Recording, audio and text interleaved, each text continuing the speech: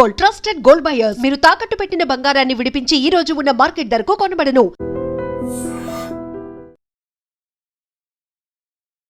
నమస్తే, welcome to I dream social spotlight with కవిత.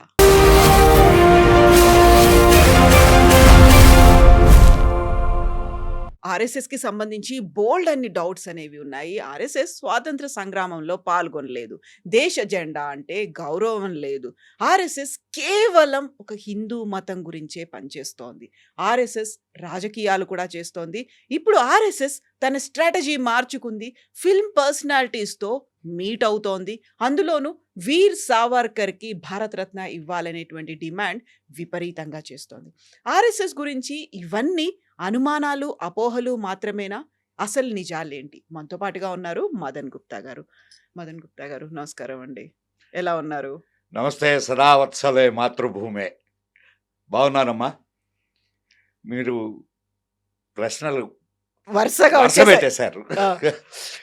కానీ దీనికి ముందు నేను ఒక confession, I'm not spokes person of RSS. Okay, ఇది నేను ఆర్ఎస్ఎస్కి ఒక స్వయం సేవకుడిని, అంటే ఒక మామూలు కార్యకర్తను. ఇవి ఏ చెప్పినా మేము ఆర్ఎస్ఎస్ గురించి తెలుసుకున్నవి మీకు చెప్తాం. ఆర్ఎస్ఎస్ కార్యకర్త అంటే ఎన్నేళ్ల నుంచి, ఎప్పటి నుంచి ఉన్నారు మీరు? అమ్మా, నా 12వ ఏట నుంచి అమ్మా. ఇప్పుడు ఎన్నేళ్ళు అయింది? 67 ఇప్పుడు. ఓ, 55 ఏళ్లుగా ఉన్నారు మీరు ఆర్ఎస్ఎస్ స్వయం సేవకుడిగా. ఇప్పుడు మోహన్ భగవత్ గారు ఒక మాట అన్నారు, 75 ఏళ్ళు వచ్చే వరకు ఒక ఆర్ఎస్ఎస్ చీఫ్ సర్ సంఘ్ చాలక్గా ఉంటారు, ఆ తర్వాత చివరి రక్తం బొట్టును కూడా ఆర్ఎస్ఎస్ పీల్ చేస్తుంది అనేటువంటి ఒక మాట అన్నారు. సో ఆయనే ఉంటారా, ఆ తర్వాత సక్సెసర్ ఎవరైనా వస్తారా, ఎవరు ఏంటి అనే దాంతో కీలకమైనటువంటి వ్యాఖ్యలు. ఇక్కడ ఆ నియమాలు ఏం లేవు. సరసంఘ చాలక్గా ఎవరైతే ఉంటారో వాళ్ళు ఇక నేను ఈ బాధ్యతను నిర్వహించలేను, కంటిన్యూ చేయలేను అనుకున్నప్పుడు వాళ్ళు వారి తర్వాతి వారికి ఆ బాధ్యతను అప్పగించి వారు విశ్రాంతికి వెళ్తారు. ఇప్పుడు దాకా జరిగింది కూడా అలాగే. డాక్టర్జీ చనిపోతూ గురూజీకి ఇచ్చారు. ఆ తర్వాత వాళ్ళు కూడా వాళ్ళు ఇక మేము ఈ కార్యభారాన్ని మేము నిర్వహించలేము అనుకున్నప్పుడు వారి సక్సెసర్ని ఇచ్చేసి వెళ్తారు. ఎన్నికలు లేకుండా. ఎన్నికల అవసరం ఏమున్నది? ఇక్కడ ఎవరూ పదవుల కోసం పోరాడరు, బాధ్యతల కోసం పోరాడతారు, పని కోసం పోరాడతారు, సేవ కోసం పోరాడతారు. మేము నేర్చుకుంది అది. ఇక్కడ పదవి మీకు నేను ఈ ఒక మాట చెప్తాను. అసలు సంఘని స్థాపన చేసినటువంటి డాక్టర్జీ, ఆయన సరసంఘ చాలక్ అంటారు.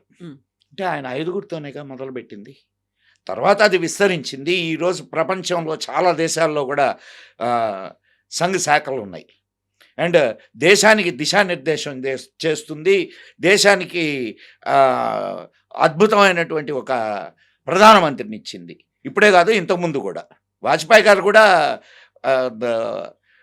సంఘ్ ఇదే కదా, సంఘ్ ప్రోడక్టే. అంటే ఇక్కడ కానీ సంఘ్ ఎక్కడ తను రాజకీయాల్లో పాల్గొనదు. ఇక్కడే డౌట్ వస్తుంది కదా, రాజకీయాల్లో పాల్గొనదు, కాకపోతే రాజకీయాలు చేస్తుంది. మాకు ఒక సిస్టమ్ ఉంది, మీకు ఆ సిస్టమ్ తెలిస్తే అప్పుడు సంఘం గురించిన ఒక అవగాహన మీకు ఏర్పడుతుంది. అదేమిటంటే, సపోజ్ మీరు ఒక పర్టికులర్ వింగ్కి ఇంట్రెస్టెడ్, మీరు సంఘం చెక్కిన శిల్పం అనుకుందాం. అంటే ఐ మీన్ ఆ ఆశయాలు, దానికి ఐడియాలజీ ఇవన్నీ ఉంటాయి కదా, వాటిలన్నీ మీలో నిండి ఉన్నాయి. మీరు ఒక పర్టికులర్ సెగ్మెంట్ తీసుకొని ఈ సెగ్మెంట్లో నేను సేవ చేస్తాను అని అనుకున్నారు. అది సంఘకి సేవ కాదా? సంఘానికి సేవ కాదా? లెటస్ సే ఒకరు ఈ గిరిజనుల జీవన ప్రమాణాలను పెంచాలి, గిరిజనులకు మంచి అభివృద్ధిని వాళ్ళ అభివృద్ధిని సాధించాలి. అండ్ వాళ్ళ సంస్కృతి సాంప్రదాయాలు ఏముంటాయో వాటిల్ని కాపాడాలి అనే ఉద్దేశంతో వనవాసి కళ్యాణ్ స్టార్ట్ చేశారు. దాంట్లో రాజకీయం ఉందా? రాజకీయం అనేది ఆర్ఎస్ఎస్కి పాలనాపరమైనటువంటి విషయం కాదు, సేవాపరమైన విషయం. ఇది గుర్తుపెట్టుకోవాలా. ఇప్పుడు మారుతున్న కాలంలో రాజకీయాలు సేవ ఎలా అవుతాయి? రాజకీయం అంటే ఏదో ఒక పదవిలో ఉండడం, ప్రభుత్వం. అదే చెప్తుంది. ఉమ్, మన పరిభాషను మార్చుకున్నాం. ఉమ్, మనం పరిభాషను మనం ఎంతగా దిగజారిపోయామనంటే, ఒక తగాదా వస్తే కూడా రాజకీయం, అవును. లేదు ఏదైనా ఇదేస్తే రాజకీయం. రాజకీయం అనేది సేవకు సంబంధించినది. ఇప్పుడు నీకు ఓటేస్తున్నావు, నువ్వు ఎందుకు వేస్తున్నావు ఓటు? నీకు సేవ చేస్తాడనే కదా. అవును. అంటే అక్కడికి వెళ్ళేటటువంటి వాడు నీ సేవ కూడా కాదా? ఉమ్. అవునా కాదమ్మా? మన సేవకుడు అనుకుంటా, వాళ్ళ తర్వాత నాయకులు అయిపోతున్నారు. మోడీ అనుకున్నాడా? మోడీ నేను పెద్ద సేవకుణ్ణి అనుకున్నాడు. కారణం ఏంటంటే ఆర్ఎస్ఎస్ ఇచ్చినటువంటి ఆ ఐడియాలజీ. నువ్వు పెద్ద సేవకుడివి, నువ్వు నాయకుడివి అయితే అయి ఉండొచ్చు, కానీ నీ బేసిక్ ఇదేంటి? సేవ చేయాలని కదా అక్కడికి వెళ్ళావు. సేవ చేయడం కోసమే కదా అధికారం. మరి దాన్ని మర్చిపోయి నువ్వు నేను రాజును అనుకుంటే, ఇప్పుడు వీడున్నాడు ఎవరు, రాహులుడు, అక్కడికి వెళ్ళింది దేనికి? ఏ ప్రమాణాల కోసం వెళ్ళావు అక్కడికి? సేవ చేస్తామని వెళ్ళావా? నాయకత్వం కోసం వెళ్ళారు. నాయకత్వం, ప్రతిపక్షం అని అంటే ఏంది చెప్పమ్మా నాకు? ప్రభుత్వం ఏమైనా తప్పులు చేస్తే ఆ లోపాలను ఎత్తి చూపించడం, ప్రజల కోసం అనేది పనిచేస్తూ వాళ్ళ వాయిస్ని అంటే వినిపించడం. వాళ్ళు మంచి చేస్తే, తప్పులు చేస్తే సరే నువ్వు ప్రశ్నించవచ్చు, మంచి చేస్తే మంచి చేస్తే చేస్తూ ఉంటే. ప్రజల కోసం యాక్సెప్ట్ చేయాలి దాన్ని. ఇప్పుడు జరుగుతున్నది ఏమిటి? 4 రోజుల నుంచి సభ జరుగుతున్నదా? ఎంత లాస్ దానివల్ల? ఐడియాలజీ లేకపోవడం వల్ల జరిగేటటువంటి పరిణామం ఏందో మనం రాహుల్జీని చూస్తే తెలుస్తుంది. ఐడియాలజీ ఉన్నందువల్ల వచ్చేటటువంటి ప్రయోజనం ఏందో మోడీని చూస్తే తెలుస్తుంది. Is it clear? కాకుంటే మీరు ఆర్ఎస్ఎస్ సేవకుడు, ఆర్ఎస్ఎస్కి సంబంధించి అక్కడి నుంచి వచ్చినటువంటి ఒక కార్యకర్త కాబట్టి ఇప్పుడు మోడీ ఏం చేసినా కరెక్ట్ అవుతుంది, రాహుల్ ఏం చేసినా నేనేం తప్పు మాట్లాడడం అనేటువంటి లే. భావన ఉంది అని. మీరు మళ్ళా తప్పుగా, మోడీ తప్పు చేస్తే మోడీని విమర్శిస్తాం కూడా. మీకు ఇంకో సంగతి తెలుసో తెలీదో, హ్మ్. చాలాసార్లు ఆర్ఎస్ఎస్ బీజేపీతో విభేదించి దూరంగా ఉంది. అవును. తెలుసా మరి? అవును. సావు తప్పి కన్ను లొట్టబోయిన పరిస్థితులు ఏర్పడ్డాయి బీజేపీకి. అంటే నేను ఇది విమర్శ కోసం చెప్పడం కాదు. మేము వద్దు అనుకున్నప్పుడు ఎస్ డూ ఇట్. ఇప్పుడు నువ్వు అక్కడికి ఇప్పుడు సంఘ్ రాజకీయాలలో మన ఐడియాలజీకి సంబంధించిన వాళ్ళు ఉండాలి అని చెప్పి నీలాంటి కార్యకర్త ఒక ప్రపోజల్ తీసుకొని వచ్చాడు. Hmm. నీకు ఊరికే ఉదాహరణ Yeah, చెప్తున్నా. yeah. ఇప్పుడు వనవాసి కళ్యాణ్ Hmm. అది సేవా మార్గం, ఇది కూడా దేశ సేవ. ఇది మాకు అంటే సంఘ ఉద్దేశంలో ఇది మాకు కిరీటాలు కావు. Hmm. ఇది సేవ, ప్రజలకు సేవ చేయడానికి ది బెటర్ వే అది.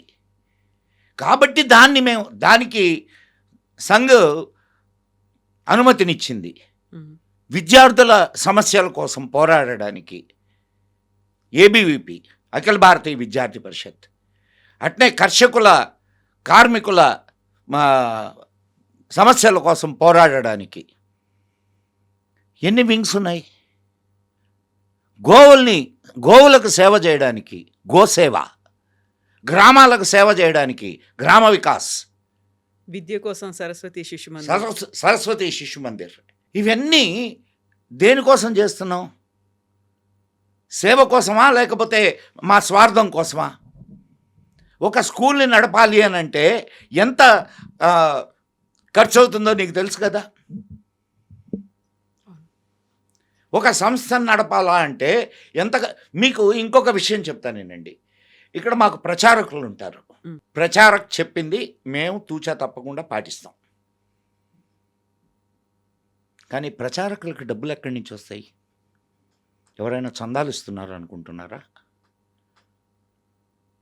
సంవత్సరానికి ఒక్కసారి గురుదక్షిణ కార్యక్రమం ఉంటుంది. మ్. ఆ గురుదక్షిణకి మేము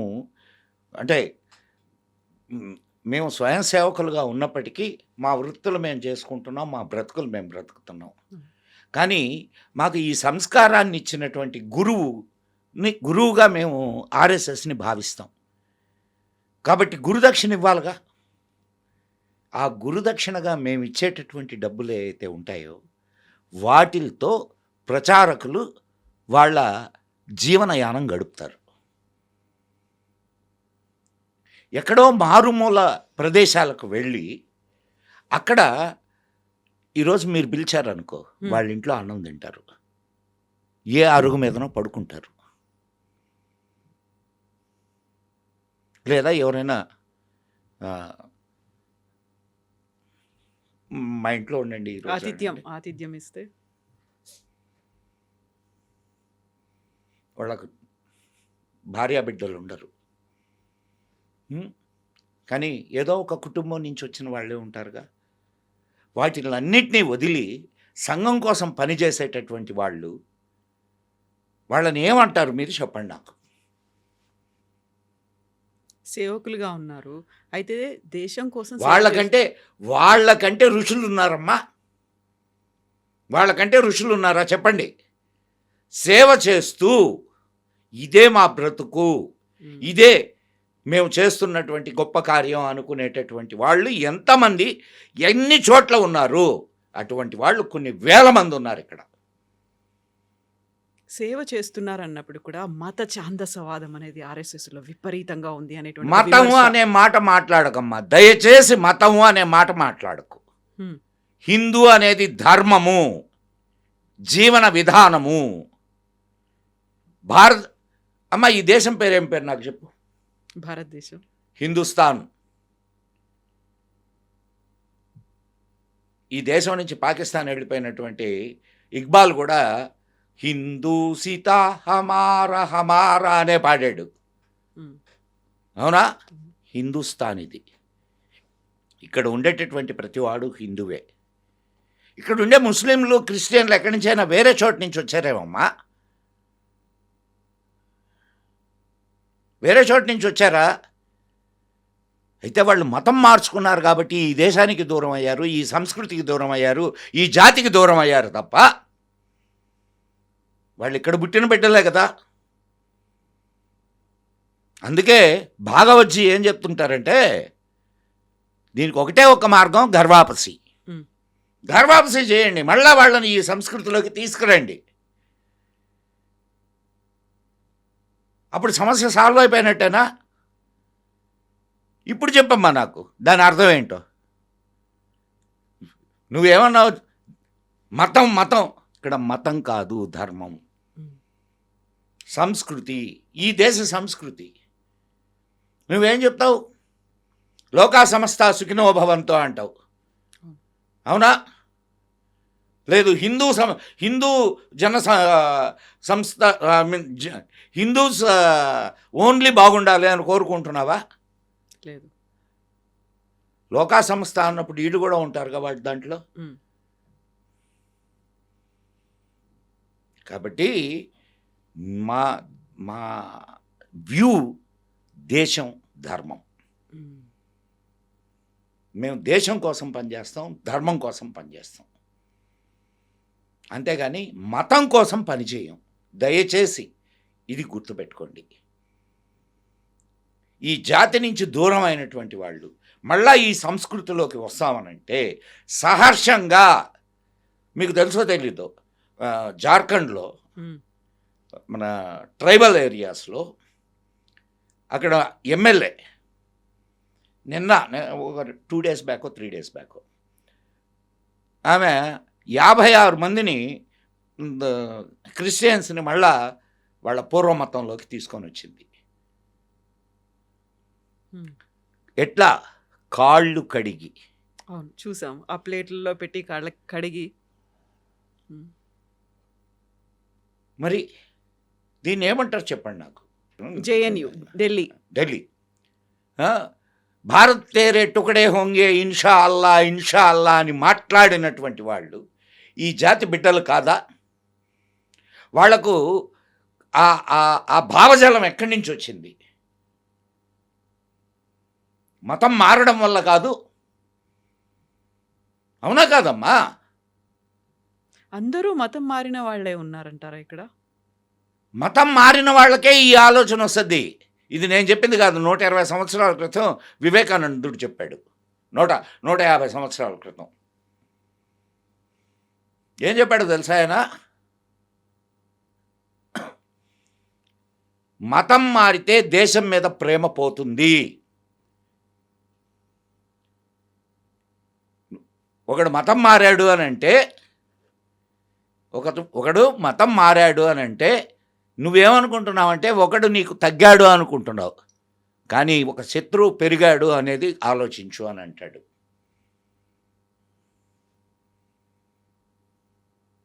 దాని అర్థం ఏంటి?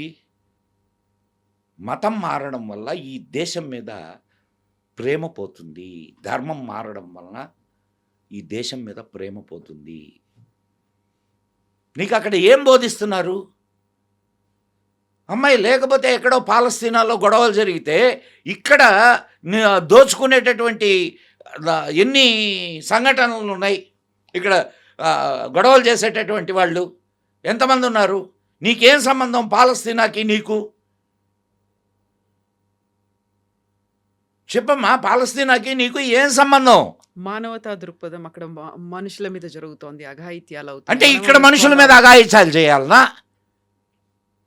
నువ్వు పాలస్తీనాలో గొడవలు జరుగుతూ ఉంటే ఇక్కడ ముస్లిం ఉమ్మా, నువ్వు అన్నావు కదా మానవత్వం అని, బంగ్లాదేశ్లో హిందువుల మీద అత్యాచారాలు జరుగుతుంటే నీకు ఆ మానవత్వం గుర్తురాలా?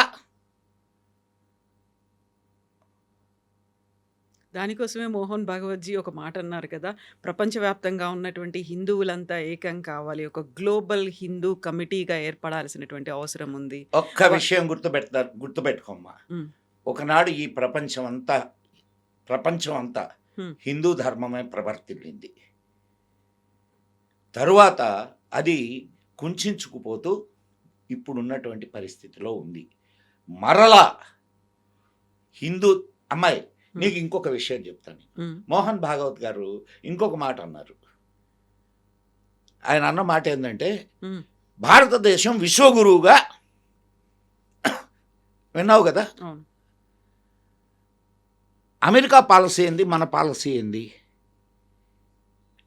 అమెరికా మొత్తం యూనివర్సల్ పోలీస్ అంటే మొత్తం ప్రపంచాన్ని నేను శాసించాలి అని కోరుకుంటుంది. పెద్దన్నలానో రాజులానో పోలీసులానో వాట్ ఎవర్, నువ్వు ఎట్లా కావాలంటే వాడు పాలించాలి అనుకుంటున్నాడు. మనం ఏమనుకుంటున్నాం? విశ్వగురువుగా అనుకుంటున్నాం. విశ్వగురువుగా అంటే గురువు చేసేటటువంటి ఇదేంటి? గైడ్ చేయడం. అవునా కాదా? సో ఈ ప్రపంచాన్ని గైడ్ చేయాలని కోరుకుంటున్నాం. సరి అయిన దిశగా, మానవత్వపు దిశగా, యుద్ధాలు లేని ఒక ప్రశాంత జీవనాన్ని జీవించే విధానంలో మన పర్యావరణాన్ని కాపాడుకుంటూ, ఈ ప్రకృతిని కాపాడుకుంటూ మనము ప్రయాణించాలి అని కోరుకునేటటువంటి విషయాన్ని మనం ప్రపంచానికి అందిస్తున్నాం. ఇది కదా భారతదేశం. విశ్వ గురువుగా కోరుకుంటున్నాం కానీ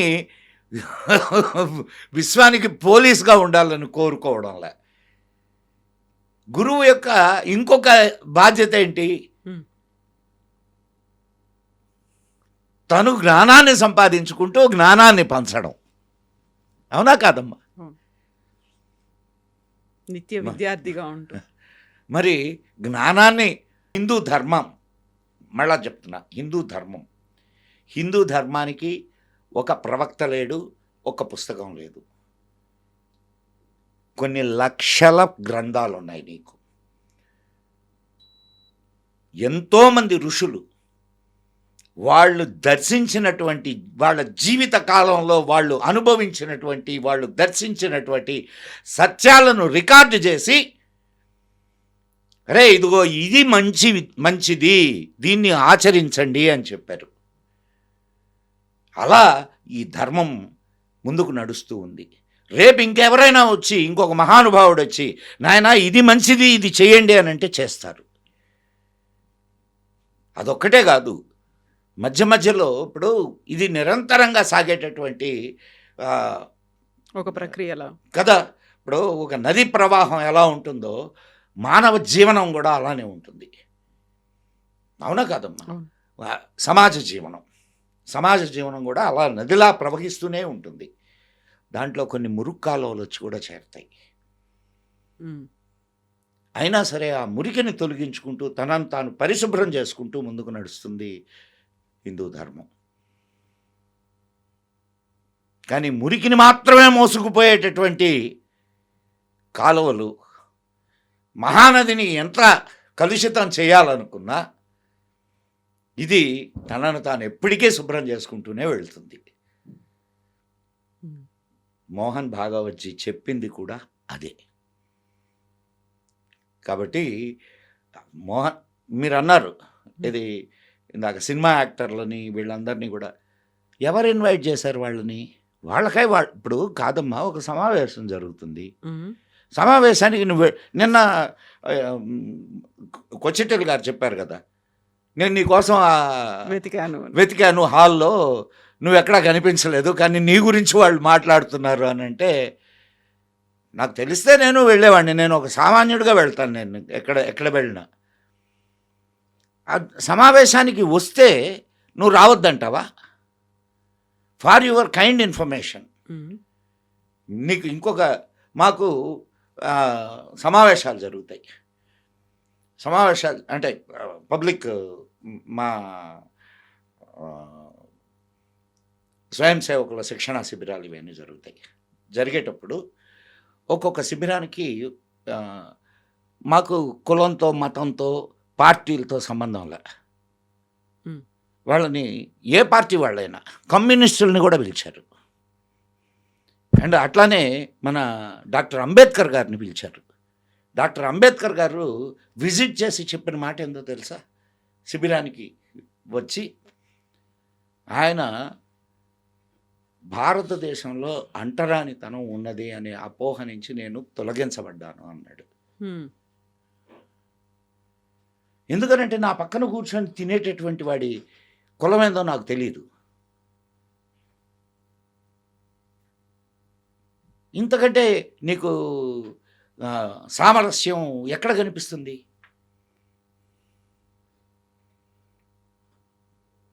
ప్రణబ్ ముఖర్జీ కూడా అటెండ్ అయ్యారు కదా. మరి ఆయన ఎవరు? ఆయన మా పార్టీ కాదు, మా ఐడియాలజీ కాదు. అంటే మా పార్టీ అంటే మాకు పార్టీ లేదనుకోండి. అయితే ఆర్ఎస్ఎస్ 100 ఏళ్ళు కంప్లీట్ చేసుకుంది. బట్ ఆ 100 ఏళ్లకు ముందు ఎప్పుడైతే ఏర్పాటు జరిగిందో అప్పుడు దేశం కోసం, ధర్మం కోసం అనేది ఏర్పాటు. అమ్మా, అంతకుముందు దేంట్లో ఉన్నారు డాక్టర్ జీ? కాంగ్రెస్లో ఉన్నారు. మరి అంటే కాంగ్రెస్లో ఉంటే సత్పురుషుడు, బయటకు వస్తే దుర్మార్గుడా? కాకుంటే ఆర్ఎస్ఎస్ అనగానే ఒక కల్చర్ కోసం వర్క్ చేస్తుంది, రివైవల్ చేయడానికి. స్వాతంత్ర సంగ్రామంలో ఆర్ఎస్ఎస్ పాత్ర ఏంటి? అసలు పాల్గొనలేదా? అసలు ఎక్కడా లేదు అనేటువంటి మాటలు. కాంగ్రెస్ పాల్గొనలేదా? కాంగ్రెస్ పాల్గొంది కదా. మరి కాంగ్రెస్లో ఉన్న డాక్టర్ జీ పాల్గొన్నట్ట కాదా? జైలుకు పోయాడు తెలుసా నీకు? అవును. మరి అది స్వాతంత్ర సమరం కోసం కాదా? But RSS as a entity, RSS ఒక సంస్థగా ఎప్పుడు ఆయన బయటకు వచ్చాడు?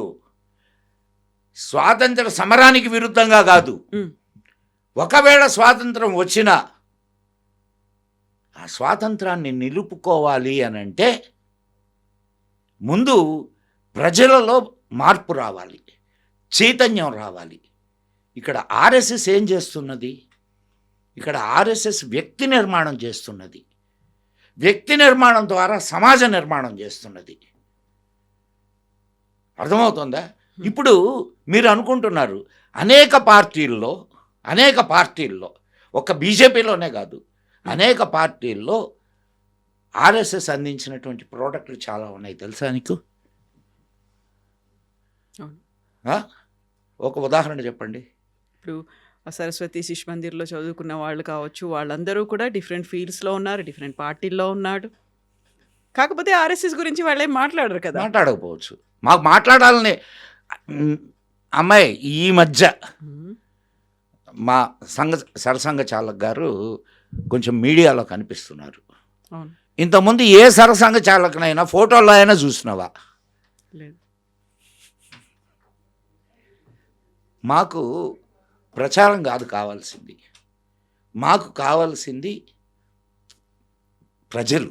ప్రచారం కాదు, ప్రజలు, ప్రజా సంక్షేమం. 100 సంవత్సరాలలో ఆర్ఎస్ఎస్ ఏం చేసింది? ఉమ్, ఒకటి చేసింది, సేవ.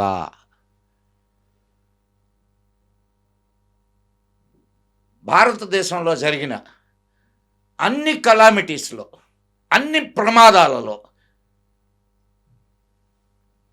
ఆర్ఎస్ఎస్ ఉందా లేదా? ఉమ్, ఉందా లేదా? ఉంది. నీ స్వాతంత్ర సమాధానం చెప్పానా లేదా? ఆర్ఎస్ఎస్ ఎప్పుడు దేశం కోసమే నిలబడింది, ధర్మం కోసమే నిలబడింది. ఆర్ఎస్ఎస్ స్వాతంత్ర సంగ్రామంలో ఉన్నదా లేదా అనే దాంతో పాటుగా జాతీయ జెండాని వాళ్ళ కేంద్ర కార్యాలయం నాగపూర్లో 1990s దాకా ఎగిరేయలేదు. అది సుప్రీంకోర్టు ఆర్డర్ వచ్చిన తర్వాతే ఎగిరేసింది. అసలు ఆ జాతీయ జెండా మీద గౌరవం లేని ఒక ఆర్ఎస్ఎస్ దేశం కోసం గౌరవం లేదని ఎందుకు అనుకుంటున్నావు? గౌరవం లేదని ఎందుకు అనుకుంటున్నావు? ఈరోజు కూడా మా కార్యక్రమాలు, అంటే ఏమైనా కార్యక్రమాలు జరిగితే, ఏ కార్యక్రమాలు జరిగినా అండ్ జాతీయ గీతంతో ముగుస్తాయి. అంటే నేను సంఘ కార్యక్రమాలు గురించి కాదు నేను చెప్తుంది, సంఘ వాళ్ళు బయట చేస్తున్నటువంటి కార్యక్రమాలు. జాతీయ గీతాన్ని మేము పాడతాం, జాతీయ జెండాకి మేము వందనం చేస్తాం. అది ఏ జెండా అయినా కానీ నా దేశపు జెండా. అది మా జెండాలు అజెండాలు వేరే అయి ఉండొచ్చు, కానీ అది నా దేశపు జెండా. అది నా దేశపు గీతం. దాని వెనక ఎన్నైనా విషయాలు ఉండొచ్చు.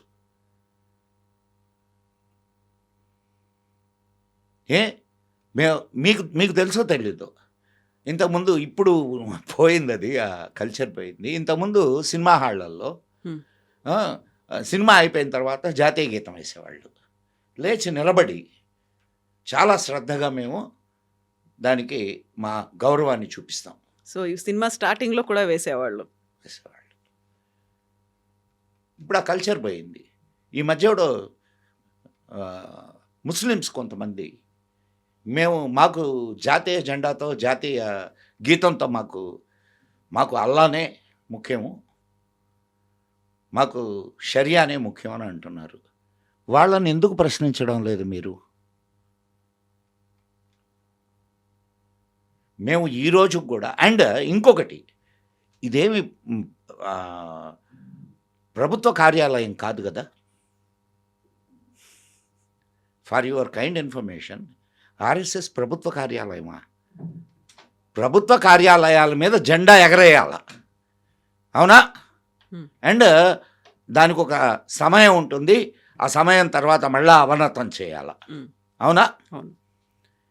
ఇదేమన్నా ప్రభుత్వ కార్యాలయమా? ప్రభుత్వ కార్యాలయం కాదు కదా. అయినా సరే మాకు దేశం మీద ఉన్న గౌరవం, మాకు జాతి మీద ఉన్న ప్రేమ, ఆగస్టు 15, జనవరి 26 ఈ 2 సార్లు జెండా ఎగరేస్తాం. మా భవనాల మీద ఎగరేయకపోవచ్చు, కానీ మేము బయట ఎగరేసి మా శ్రద్ధను తెలుపుతాం. 1990s దాకా ఎందుకని కేవలం ఆర్ఎస్ఎస్ ధ్వజం ఏదైతే ఉందో అది మాత్రమే ఎగిరేశారు, జెండాని ఎగిరేయలేదు అని? అమ్మా, అది ఎవరి ధ్వజం అమ్మా? అది ఎవరి ధ్వజం? కాషాయ ధ్వజం ఆర్ఎస్ఎస్ది.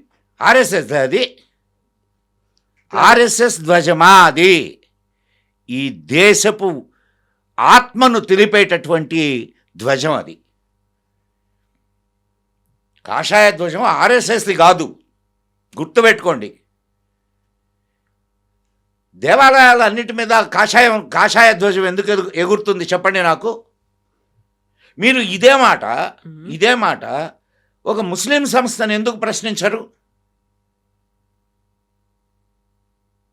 ఇప్పుడు భారతదేశం విడిపోవడానికి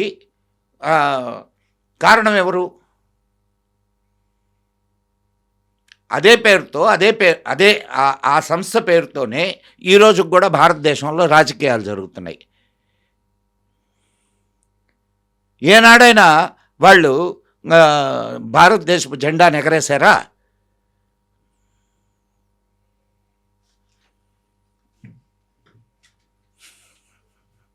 సమాధానాలు లేవు. ఎందుకనంటే ఇప్పటికే ఎగరేయట్లేదా? వాళ్ళ మతం ముఖ్యం, భారతదేశపు జెండా అనవసరం. ఎస్, కొంతమంది ముస్లిమ్స్ ఉన్నారు, వాళ్ళు ఎగరేస్తున్నారు రోడ్లలో, వాళ్ళు శ్రద్ధ చూపిస్తున్నారు. కాబట్టి ఇప్పుడు దేశభక్తుల్ని ప్రశ్నించడం ఆపేద్దాం. మా దేశభక్తిని మీరు శంకించడానికే లేదు, దేశం కూడా శంకించడానికి లేదు. 1962 యుద్ధంలో కమ్యూనిస్టులు ఏం మాట్లాడారు? గాయపడ్డ సైనికులకు రక్తం ఇవ్వొద్దని మాట్లాడారు. దేశద్రోహులా కాదా వాళ్ళు? గాయపడ్డ ఆర్ఎస్ఎస్ వాళ్ళు ఈ రక్తదాన శిబిరాలు ఏర్పాటు చేశారు, ఇది సైనికులకి రక్తం ఇవ్వడానికి. రక్తం ఇవ్వద్దు అని చెప్పి కమ్యూనిస్టులు వ్యతిరేకించారు. ఎందుకని అంటే యుద్ధం ఎవరితోటి? చైనాతోటి. కాబట్టి ఎంత దుర్మార్గులు అంటావు వీళ్ళని.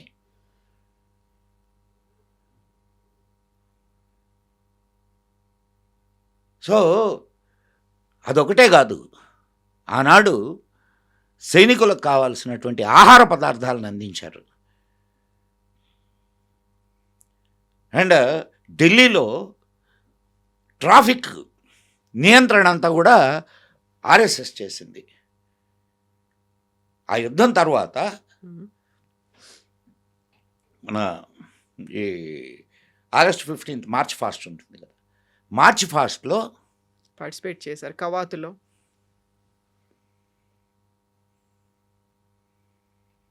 మరి దీన్ని ఏమంటారు? దానికి ముందే కదా గాంధీ హత్య నెపంతో ఆర్ఎస్ఎస్ మీద బ్యాన్ విధించింది. అదే గవర్నమెంటు, ఆయనే ప్రధాని. ఆర్ఎస్ఎస్ని గౌరవంగా పిలిచి కవాతులోకి ఇచ్చేశారు. సో ఆర్ఎస్ఎస్ దూషణ భూషణ తిరస్కారములకు ఎప్పుడు ఒక్కటే గుర్తుపెట్టుకోమ్మా, నేను ఎమర్జెన్సీ సమయంలో ఉన్నవాడిని. 1 సంవత్సరం రోజులు మేము అజ్ఞాతంలో ఉన్నాం. అండర్ గ్రౌండ్కి వెళ్ళిపోయారా? తెల్లవారుజామున అడవిలోకి వెళ్ళి జెండా వందనం చేసుకునేవాళ్ళం. మామూలు రోజుల్లో పోయినా పోకపోయినా నిషేధం విధించబడ్డప్పుడు 2 బలాన్ని పెంచుకుంటున్నది ఆర్ఎస్ఎస్. అప్పుడు ఇంకా పట్టుదలగా చేసేవాళ్ళం అనమాట. ఆర్ఎస్ఎస్కి డబ్బులు ఎక్కడి నుంచి వస్తున్నాయి? ఎక్కడున్నాయమ్మా డబ్బులు? నేను చెప్పాను కదా ఇందాక. అది ఓకే, అక్కడ ప్రచారకులకు ఇవ్వడానికి ఒక అమౌంట్ లాగా ఇంకేం కావాలా? సేవా కార్యక్రమాలు అవుతుంటాయి అక్కడ, మందులు కావచ్చు, ఫుడ్ కావచ్చు, లేకుంటే ఈ కెలామిటీస్ నువ్వు నేను ఇచ్చేవే, నువ్వు నేను నీలాంటి వాళ్ళు నాలాంటి వాళ్ళు ఇచ్చేవే. ఇప్పుడు నేను ఒక సేవా కార్యక్రమం చేయదలుచుకున్నానమ్మా. ఏది ఎంతమంది అమ్మా భారతదేశంలో దానం చేయడానికి, సేవ చేయడానికి నువ్వు సిద్ధపడితే నీకు డబ్బులకు కొదవే ఉండదు. అయితే నువ్వు చిత్తశుద్ధితో చేయగలగాల. ఆర్ఎస్ఎస్ ప్రతి ఒక్కడికి తెలుసు ఆర్ఎస్ఎస్ చిత్తశుద్ధితో సేవ చేస్తుంది అని.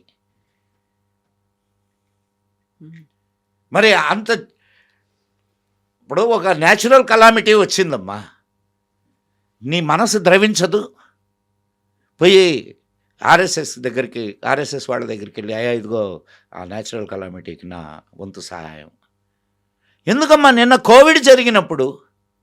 కోవిడ్ ప్రమాదం ఏర్పడినప్పుడు ఇంటికి వెళ్ళి రేషన్ని అందించింది. మరి ఇది ఏ రాజకీయ పార్టీ చేసింది? ఏ రాజకీయ పార్టీ ఈ పని చేసింది? ఎన్ని శరణాలయాలు నడుపుతున్నది? వీటన్నిటికీ డబ్బు ఎక్కడి నుంచి వస్తుంది అని అంటే మేమేమి నల్లధనం లేదు మా దగ్గర. మేము సంపాదించిన దాంట్లో మేమే కాదు, ఈ దేశంలో సేవ చేయాలి అనుకునేటటువంటి వాళ్ళు కోట్లల్లో ఉన్నారు.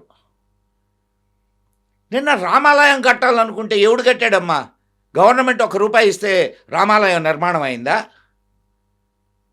చెప్పమ్మా. అంతా భక్తులే ఇచ్చారు స్వచ్ఛందంగా నీ రూపాయింది, నా రూపాయింది. అలాగే సేవ చేయడానికి కూడా ఆర్ఎస్ఎస్కి మనసున్నటువంటి మనుషులు చాలామంది ఉన్నారు. వాళ్ళు సహాయం చేస్తున్నారు, సహాయ కార్యక్రమాలు, సేవా కార్యక్రమాలు నడుస్తున్నాయి. ఎన్ని సరస్వతి శిశు మందిర్లు నడుస్తున్నాయి, ఎన్ని వనవాసి కళ్యాణ ఆశ్రమాలు నడుస్తున్నాయి, వేలల్లో ఉన్నాయి. ఎట్లా నడుస్తున్నాయి? ఏనాడు ప్రభుత్వ సహాయం కోసం ఎదురు చూడలేదు, ఆశించలేదు.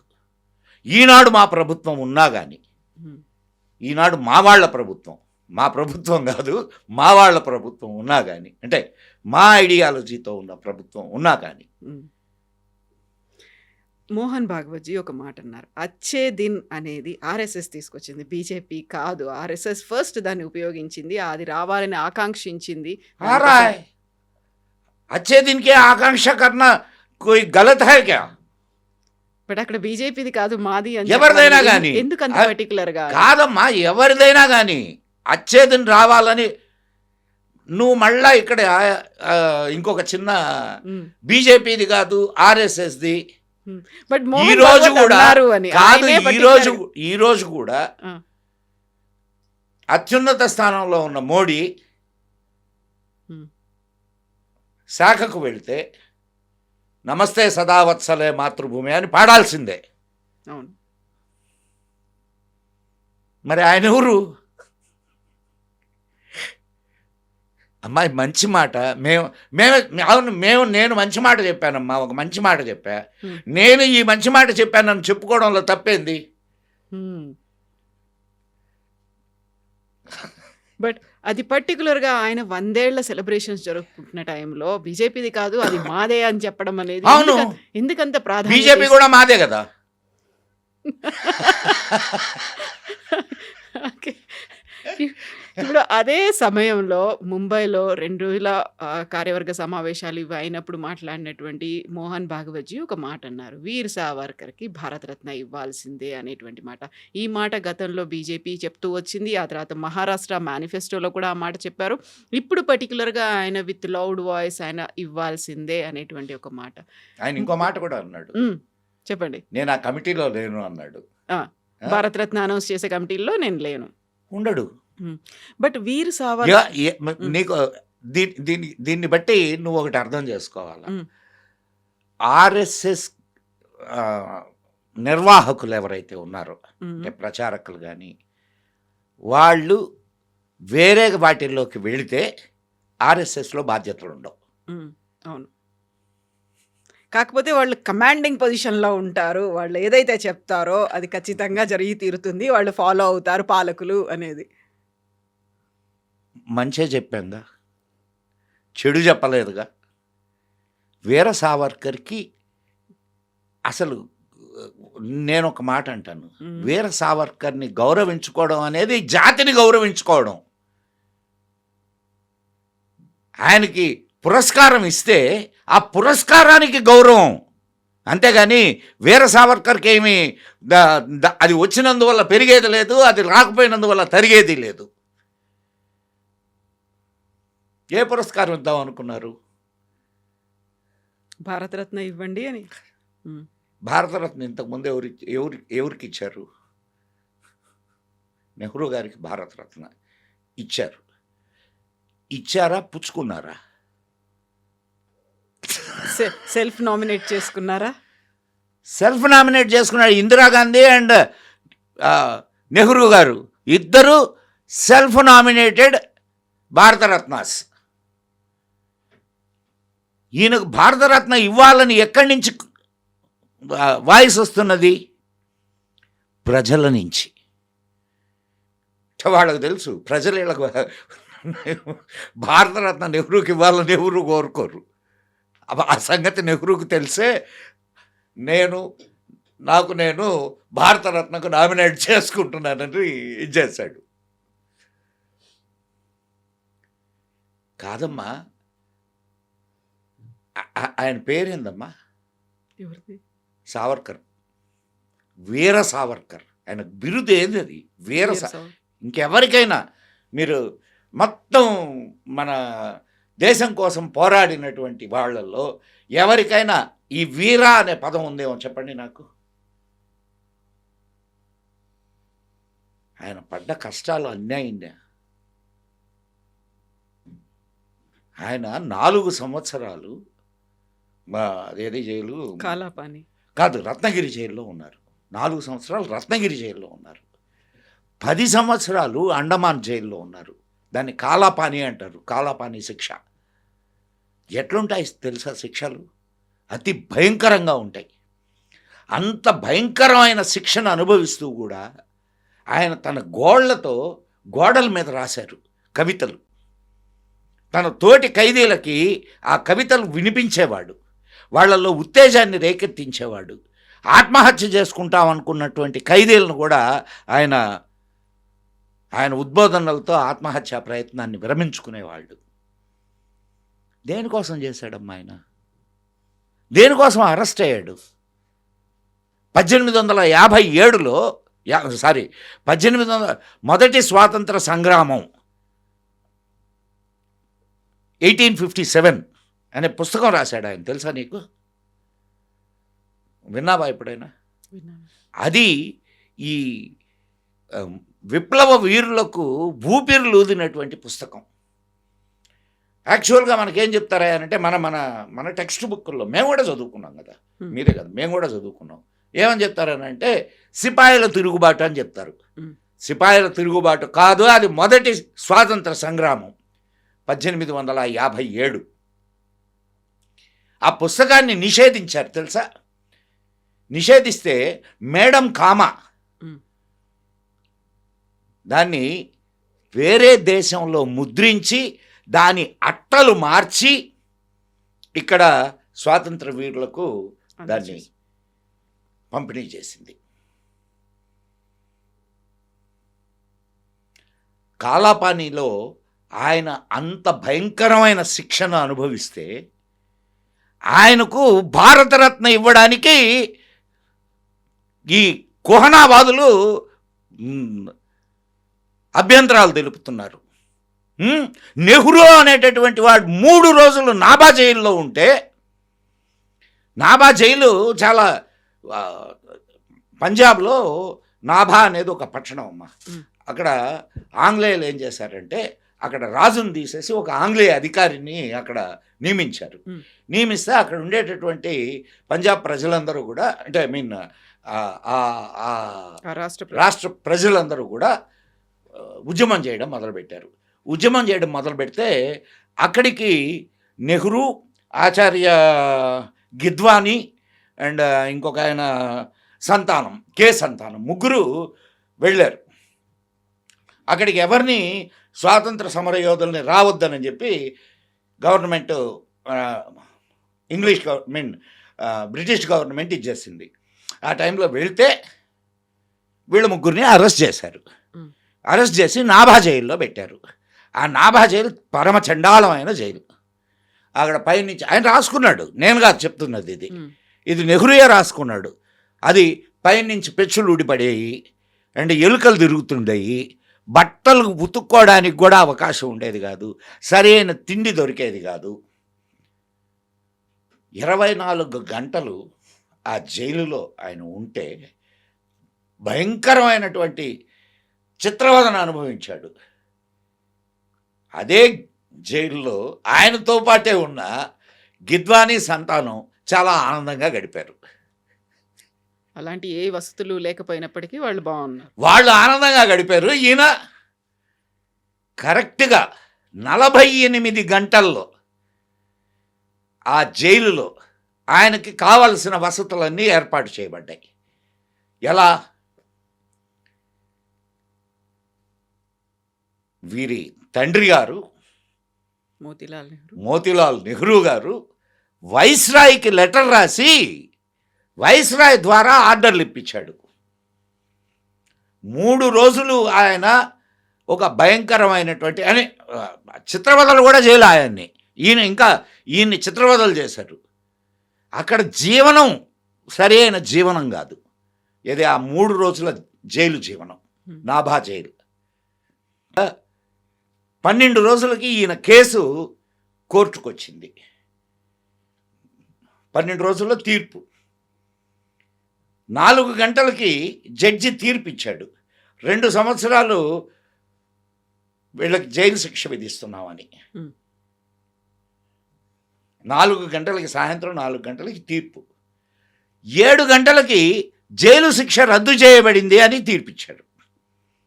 ఆ 3 గంటల్లో ఏం జరిగింది? మళ్ళా వైస్రాయ్. అండ్ ఇంకొకటి కండిషన్ ఏంటి? ఆయన నాభా రాకూడదు, ఆయన ఏ స్వాతంత్ర సమరంలో పాల్గొనకూడదు అనేది. దానికి ఈయన సంతకం పెట్టుండాలనా పర్లేదా? సో బ్రిటిషర్స్ అది చెప్పారా? ఆ కండిషన్ పెట్టారా? పెట్టారు. పెడితేనే కదా, లేకపోతే నీకు 4 గంటలకి శిక్ష వేసిన వాళ్ళు 7 గంటలకంతా శిక్షను ఎట్లా రద్దు చేశారు? సరే, రద్దు చేసినప్పుడు కండిషన్స్ ఏ ఉంటాయిగా, ఈ కండిషన్స్లో అయితేనే రద్దు చేస్తామని. ఎందుకంటే వాళ్ళ మానసపుత్రులు కదా వీళ్ళు. ఇప్పుడు విడుదల చేశారంటే వాళ్ళ మానసపుత్రులే వీళ్ళు. పదానికి అర్థం అలా అయితే కండిషన్ ఎందుకు పెడతారు అని అనిపిస్తుంది. మానసపుత్రులు అంటే మానసపుత్రుడైనా రే నువ్వు రాబాక రాదు చెప్పరా? అనుబంధం ఈ గొడవలో మళ్ళా నువ్వు రావద్దని చెప్తారా చెప్పరా? సరే నాన్న అంటే పోరా నాన్న అంటారు. అవునా కాదమ్మా? సో అక్కడ ఆయన ఒక అఫిడవిట్ మీద సైన్ చేశాడు, కానీ ఆ అఫిడవిట్ మాయమైంది. ఇది చరిత్రలో ఉందా? ఏంది? సంతకం చేశారు, అది మాయం. లేకపోతే అమ్మాయి నీకు జైలు శిక్ష విధించారమ్మా. మనమే అనుకున్నా నీకు ఉదాహరణకు మాత్రమే చెప్తున్నా. నీకు జైలు శిక్ష విధించారు. జైలు శిక్ష విధించి సరే రద్దు చేశారు. కండిషన్ బెయిల్ ఉంటుంది. కండిషన్ బెయిల్ అనుకుందాం. బెయిల్ కూడా కండిషన్ ఇస్తారు కదా. ఉంటుంది.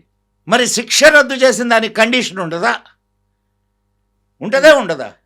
ఆ కండిషన్ మీద నువ్వు సంతకం చేయాలన్నా పర్లేదా? చేయాలి. ఆ చేసిన డాక్యుమెంట్ మాయమైంది. ఎట్లా మాయమైంది అంటే అందరికీ తెలిసిన విషయమే. నెహ్రూ గారు రాసినటువంటి లెటర్ల బాక్సులు సోనియమ్మ ఇంటికి తీసుకుపోయింది. తెలుసా మీకు? మధ్యలో ఇందిరాగాంధీ ఉన్నారు. ఆ తర్వాత ఇన్ని ఏళ్ల గ్యాప్. అంటే మాయం చేయడానికి ఏదో ఒకటి కావాలిగా. అంటే అప్పటికే మాయమైంది.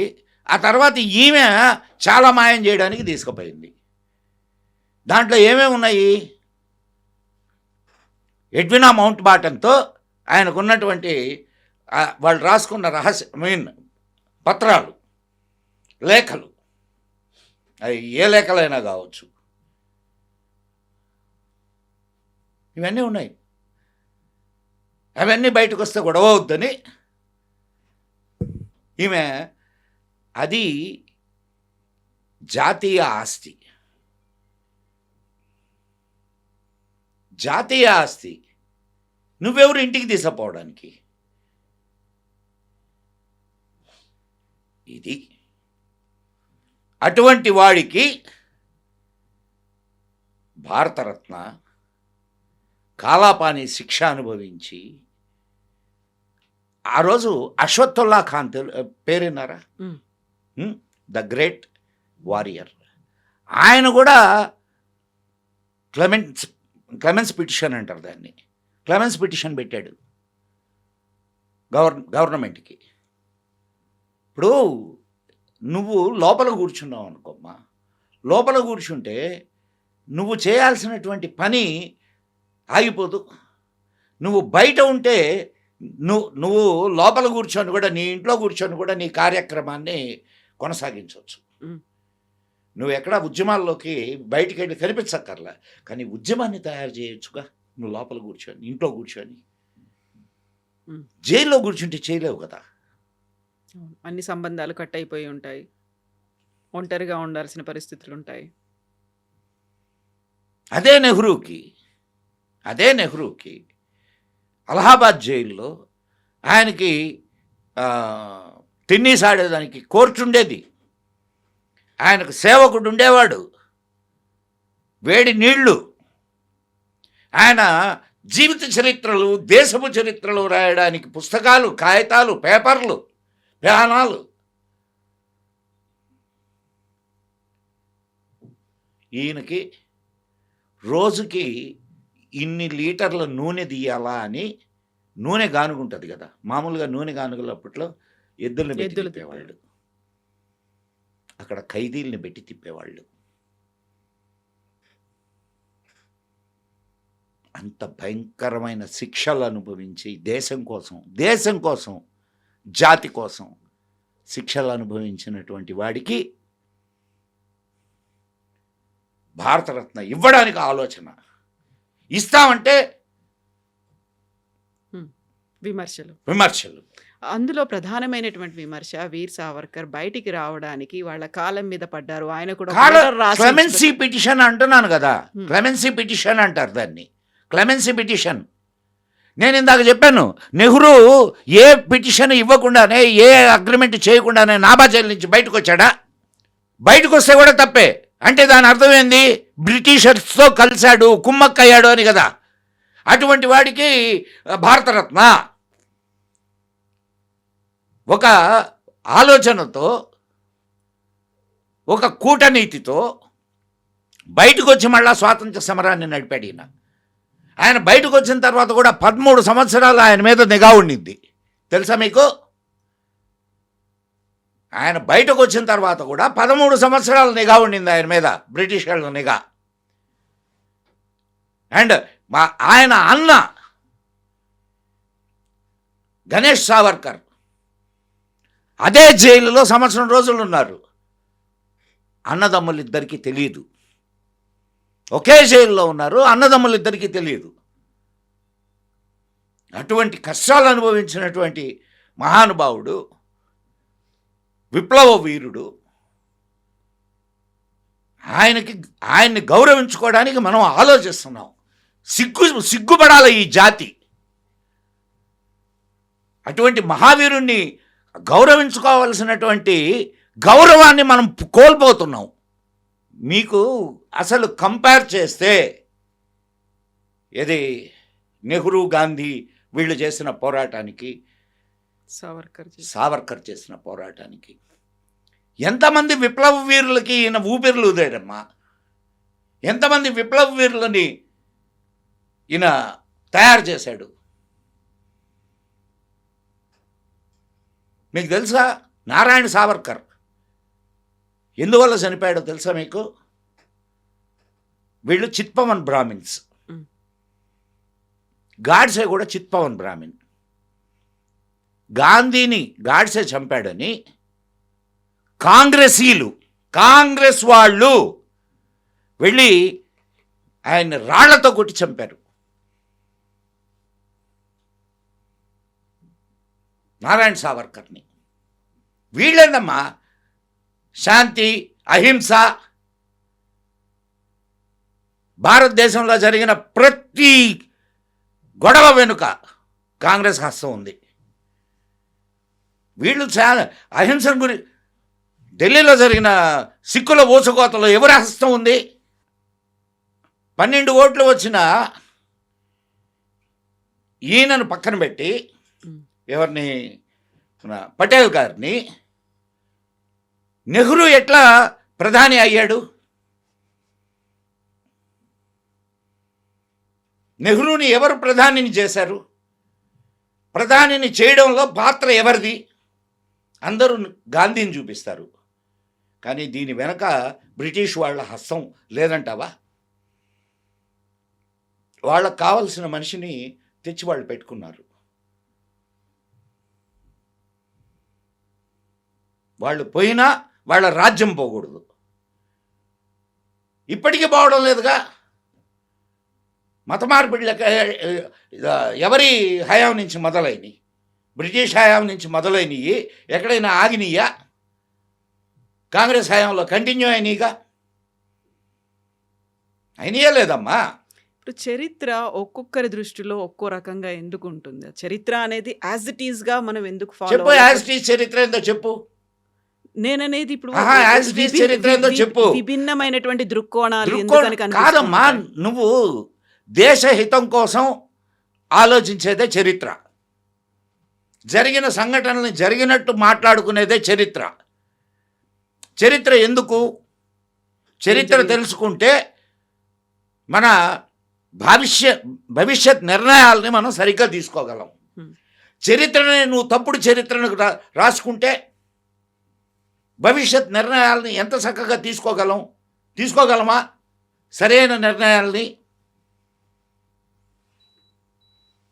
ఎవడో ఇంగ్లీష్ వాడు నీ చరిత్ర రాస్తే దాన్ని మనం మన చరిత్రగా మనం చదువుకుంటున్నామంటే ఇంతకంటే దౌర్భాగ్యం ఏమన్నా ఉందా?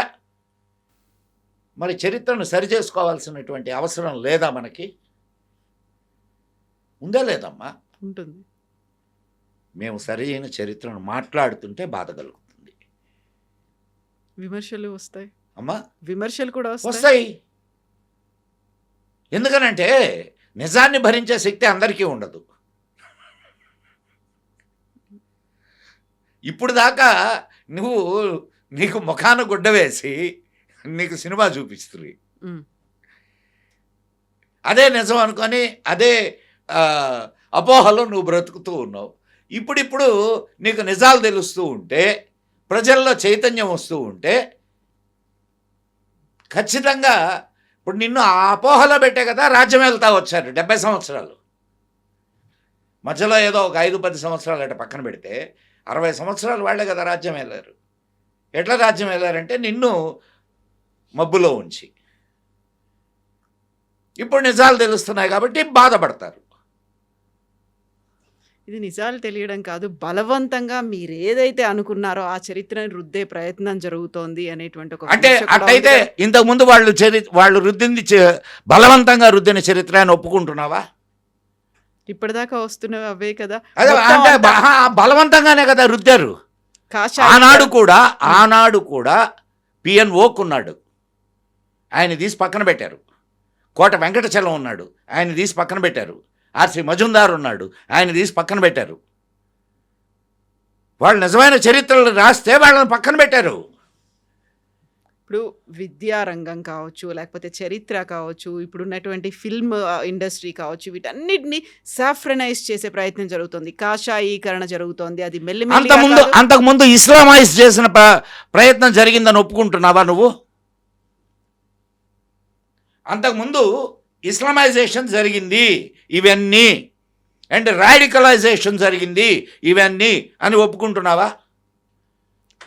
ఏం ఒప్పుకోకపోతే జేఎన్యూలో భారత్ తేరే టుకడా హోంగే ఇన్షా అల్లా అని చెప్పి మాట్లాడేటటువంటి మాటలు వస్తాయా? ఇప్పుడు సాఫ్రనైజేషన్ అవసరమా కాదా చెప్పు నువ్వు నాకు. అవసరమా కాదని నువ్వే చెప్పు. నేను మిమ్మల్ని అడుగుతున్నాను. ఎందుకు అవసరం కాదు? ఏం సాఫ్రనైజేషన్ ఇంకొకరిని చంపమని చెప్పదు, కలిసి బ్రతకమని చెప్తుంది. కాకపోతే అదంతా ఒక ఆధిపత్యం లాగా ఎందుకు ఆధిపత్యం? ఆధిపత్యం లేకపోతే ఆధిపత్యం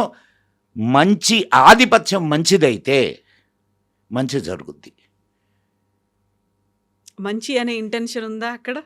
మంచి జరగాలి అనే దాంతోనే మొత్తం ఇలా మంచి అనే ఇంటెన్షన్ లేకపోతే ఇంతమంది ఇప్పుడు అధిక సంఖ్యాకులు ఇక్కడ హిందువులు, మంచి అనే ఇంటెన్షన్ లేకపోతే ఇక్కడ వేరే మతస్థులు బ్రతికే వాళ్ళ? చెప్పమ్మా. ఆ మాట అన్నారు మోహన్ భగవత్. మేమున్నాము, అందుకే అందరినీ ఆహ్వానిస్తున్నాము, లేకుంటే అందరితో కలిసి Yes. పనిచేస్తున్నాము. ఇప్పుడు ఎందుకు నీ దేశం నుంచే ముక్కలైనటువంటి 2 దేశాలు ఉన్నాయి. అంటే ఒకటే దేశం, మళ్ళా తర్వాత రెండు ముక్కలుగా అక్కడ ఉన్నటువంటి హిందువులంతా ఏమయ్యారు? కలిసి బ్రతకగలుగుతున్నారా? మైనారిటీలు అయ్యారు, దాడులు జరుగుతున్నాయి. అండ్ ఇస్లామిక్ కంట్రీస్ అయితే ఉన్నాయో అక్కడ ఇంతకుముందు ఇస్లాంకు ముందు ఏ కల్చర్ ఉండింది? ఆ కల్చర్ ఏమైంది? ఆ మనుషులు ఏమయ్యారు? కానీ మెజారిటీ ఉన్నారు, పవర్ మా దగ్గరే ఉంది, అధికారం మా దగ్గరే ఉందని దాడులకు కూడా పాల్పడుతున్నారు బలవంతంగా. మెజారిటీ రెండవ రకం పౌరుడుగానే ఈనాటి వరకు బ్రతికాడు హిందువు. భారతదేశంలో కూడా, భారతదేశంలోనే నేను చెప్తుంది, ఎక్కడో బయట కాదు, భారతదేశంలోనే రెండవ తరగతి పౌరుడు. నీకెక్కడ ఏం హక్కులు ఉన్నాయి చెప్పు? ఆర్టికల్ 25A, ఆర్టికల్ 20, 26, 27, 29 ఏం చెప్తున్నాయి? నువ్వు నీ ధర్మాన్ని బోధించడానికి లేదు, నీ గుళ్ళు నీ కాదు. చెప్పమ్మా, దీనికి సమాధానం ఏది? అప్పుడు మళ్ళీ ఎండోమెంట్ యాక్ట్ని అబాలిష్ చేయాలి, మొత్తం అంతా మఠాధిపతులు, పీఠాధిపతులు. ఇది సెక్యులర్ దేశం అయినప్పుడు నా ఆరాధనా స్థలాలు నీ చేతిలో ఎందుకు ఉండాలి? ఇప్పుడు మోదీ గవర్నమెంట్ ఆ పద్ధతిని మారుస్తుందంటారా? ఏమో, మాకు సంబంధంలే. ఆర్ఎస్ఎస్ ఒత్తిడి తేదా? మాకు సంబంధంలే. మేము అడగాల్సినవి అడుగుతాం అంతే. నువ్వు చేస్తావా చేయవా అనేది నీ పరిస్థితులు, నీ ఇష్టం. కానీ మేము చాలా అడుగుతామమ్మా, అవన్నీ ప్రభుత్వం చేయగలదా? ఆర్ఎస్ఎస్ ఒత్తిడి తేదా? ఇది తీసేయండి, ఎండోమెంట్ వద్దు. కాదమ్మా, ఒత్తిడి తీసుకొచ్చిన అటు కాదమ్మా. ఇప్పుడు మోడీ వచ్చి ఒక 12 ఏళ్ళు అంటే స్వాతంత్రం వచ్చిన తర్వాత తీసుకుంటే 70 సంవత్సరాల నుంచి పేరుకుపోయినటువంటి విషయం. ఈ రోజు వరకు మైనారిటీలు అనే దానికి నిర్వచనం లేదు మన రాజ్యాంగంలో. ఒకటి రాజ్యాంగాన్ని మారుస్తున్నారు, రాజ్యాంగాన్ని జరుపుతున్నారని ఒక ఎర్రట పుస్తకం పట్టుకొని తిరుగుతుంటాడు. మైనారిటీ అనే దానికి నిర్వచనం ఉందా? రాజ్యాంగంలోనే లేదు. ఎంత శాతం ఉంటే మైనారిటీలు అనేదానికి నిర్వచనం ఉందా?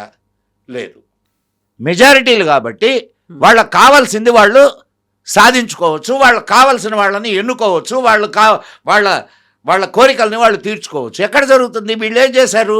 మైనారిటీలను ఒక్కరిని చేతిలో పట్టుకొని మెజారిటీలని విడగొట్టడం మొదలుపెట్టారు, కులాలుగా.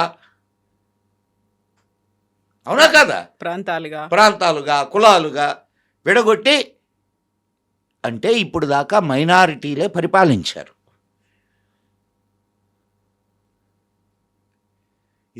ఇది కాస్త ఆశ్చర్యంగా అనిపించడంలా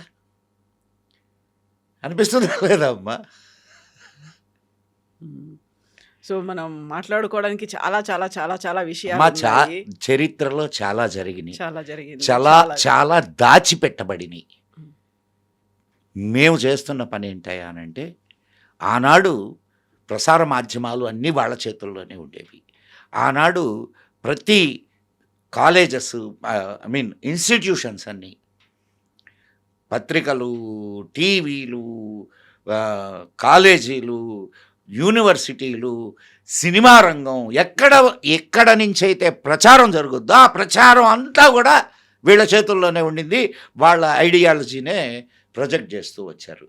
ఈరోజు సోషల్ మీడియా వచ్చింది కాబట్టి మేము మాట్లాడుతున్న మాటలు బయటకు వెళ్తున్నాయి. మ్. అంతే తప్ప ఈ రోజుకి కూడా వాళ్ళ ప్రభావం తగ్గింది అని అనుకోబాకండి. మీది విస్తృతమైంది, పెరగలేదు బట్ విస్తృతమైందా? మ్, ప్రభావం కనిపిస్తోంది. మొదలైంది. మేము ప్రభావితం అయిపోయిందని చెప్పట, ప్రభావం మొదలైంది, చైతన్యం మొదలైంది. Yes. ఇంకా అది కొంచెం సమయం తీసుకుంటుంది. మళ్ళీ ఈ ప్రభావాలు, ఆ తర్వాత ప్రభావితం అవడము, వీటికి సంబంధించినటువంటి బోల్డ్ అని విషయాలు ఉన్నాయి కాబట్టి వాటన్నిటి గురించి కూడా మళ్ళీ ఫర్దర్గా అదర్ ఎపిసోడ్స్లో కూడా మనం మాట్లాడుకుందాం. థ్యాంక్ యూ సో మచ్ అండి. Welcome, Amma. Thank you so much. జై హింద్, జై మా Bharati. And for more videos, Please subscribe to iDream. Please subscribe to iDream. Please subscribe iDream. And please subscribe to iDream. For more videos, subscribe to iDream. please like, share and subscribe to the channel. Congratulations, iDream. Subscribe to iDream. Subscribe to iDream. So subscribe to iDream Media. iDream ki iDream team andarki huge congratulations. Please subscribe iDream Media. Please subscribe to iDream. Subscribe iDream. Please subscribe to iDream.